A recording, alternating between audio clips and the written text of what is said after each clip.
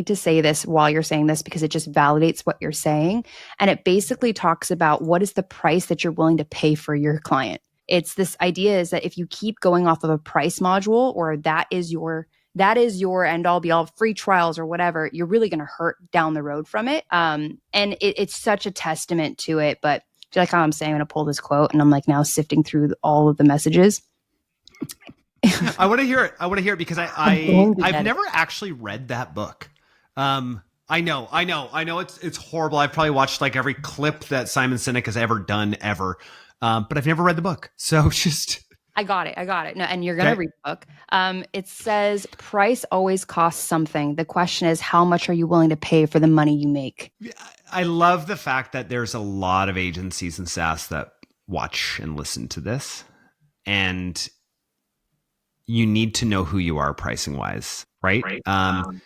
I think, let's just talk about pricing just for a second here. We're going to have to wrap up in a minute. But we went on pricing and tracking with pricing. I think that there's something important here because there's different places in the market. Let's just look at one of the best examples ever in this space. So this last week, I chatted with the CEO of Yotpo.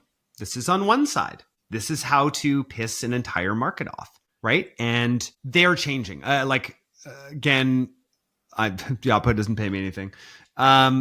They're on their way to changing how people see them, but they gouge like Klaviyo does now because they can, because they're the best. Yotpo I'd never think was the best, but just center here and there. But then Judge Me came in way down here, right? So Yotpo was charging like $500 a month for reviews, or like ridiculous money for like a database of reviews. Come on, guys. Then Judge Me comes in at like $17 a month. And they have somewhere, again, probably most of these numbers are wrong, but they're in the ballpark.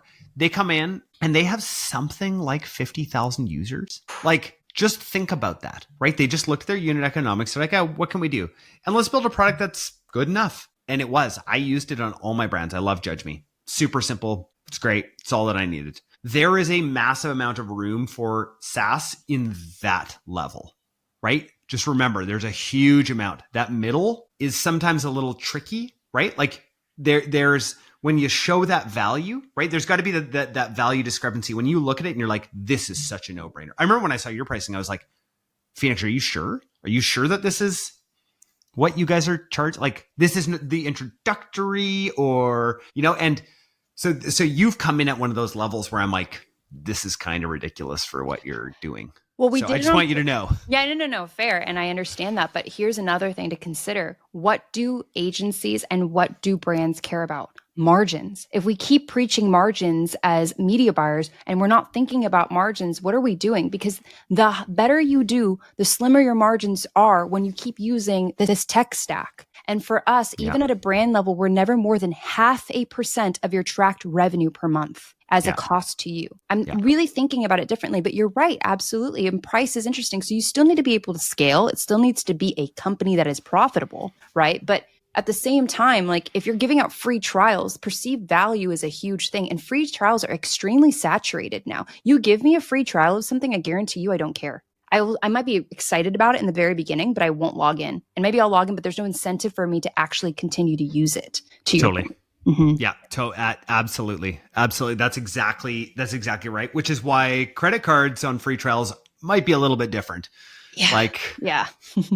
Anyway, we could get into all this. Phoenix, thank you so much for coming on. Honestly, this was great. Where can people connect with you and find out more about AdBeacon? Yeah, adbeacon.com. It's the easiest way.